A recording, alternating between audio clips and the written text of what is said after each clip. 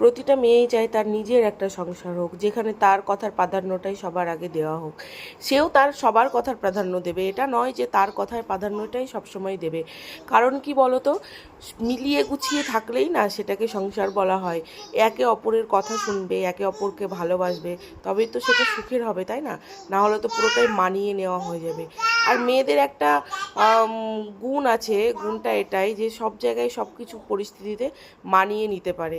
এটাই হয়তো একটা বউয়ের কর্তব্য, ধর্ম সব কিছু বলতে পারো।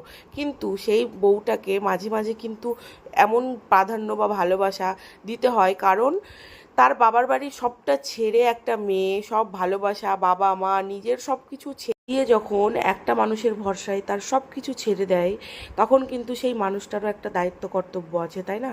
যে সেই মেয়েটাকে ভালো রাখার, সেই মেয়েটাকে একটু যত্নে রাখার। মেয়েরা কিন্তু এটাই চায়, একটু ভালোবাসার যত্ন।